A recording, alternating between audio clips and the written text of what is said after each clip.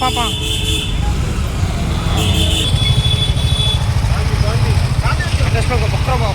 ముందు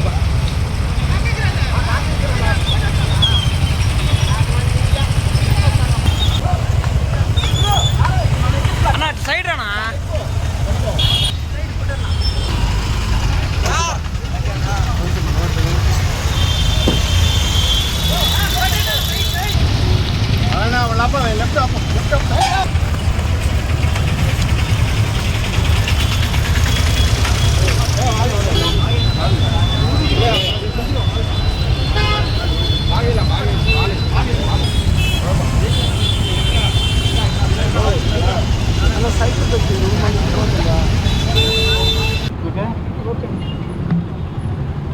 యుద్ధం కారణంగా ప్రపంచవ్యాప్తంగా వచ్చిన విపత్కర పరిస్థితులలో మరీ ముఖ్యంగా భారతదేశంలో ఆర్థిక మాంద్యం భవిష్యత్తులో పెద్ద ఎత్తున వస్తుంది అన్న ప్రమాదకరమైన సూచనను ప్రధాని నరేంద్ర మోడీ గారు పెద్ద ఎత్తున ప్రచారం చేస్తూ ప్రజలకు, అధికారులకు, రాజకీయ నాయకులకు, మంత్రులకు, ముఖ్యమంత్రులకు అందరికీ కూడా దిశానిర్దేశం ఇవ్వటం జరిగింది.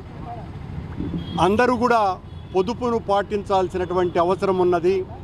అది ఇంధనం కానీ, ఎలక్ట్రిసిటీ కానీ, జీవన విధానంలో కానీ అనేక విషయాలలో పొదుపును పాటిస్తే తప్ప భవిష్యత్తులో పెద్ద ఎత్తున మన దేశం ముఖ్యంగా సంక్షోభంలో కూరుకుపోయేటువంటి ప్రమాదం ఉంది అన్న హెచ్చరికతో ఆయనతో పాటు దేశంలో ఉండేటువంటి అందరూ కూడా దాన్ని ఆదర్శంగా తీసుకోవాల్సినటువంటి అవసరాన్ని గుర్తింపజేయటానికి, మరీ ముఖ్యంగా పవిత్ర పుణ్యక్షేత్రమైన తిరుపతిలో మనమందరము కూడా ఈ పొదుపు ఉద్యమాన్ని ఒక ఉద్యమ రూపంగా తీసుకురావాల్సినటువంటి అవసరాన్ని, ఆ సందేశాన్ని అందించటం కోసమనే నేను ఈరోజు దాదాపు 10 కిలోమీటర్ల పాటు సైకిల్ తొక్కి ఒక సందేశం ఇవ్వటానికి ఈ కార్యక్రమాన్ని తీసుకోవటం జరిగింది. అందరూ కూడా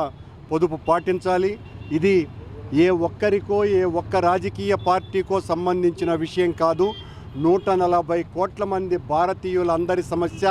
వాళ్ళందరికీ కూడా పెద్ద ఎత్తున ఇబ్బందులకు గురి కాకుండా మనమే స్వీయ నియంత్రణను పాటిస్తూ, ఇది అధికారంలో ఉన్న వాళ్ళు మదమెక్కి మాట్లాడేటువంటి మాటలు కాకుండా, ఆచరణలో చూపించకుండా మేము మా కాన్వాయిని తగ్గించుకున్నాం అని కాన్వాయిని తగ్గించుకున్నంత మాత్రాన పొదుపును పాటించినట్టు కాదు.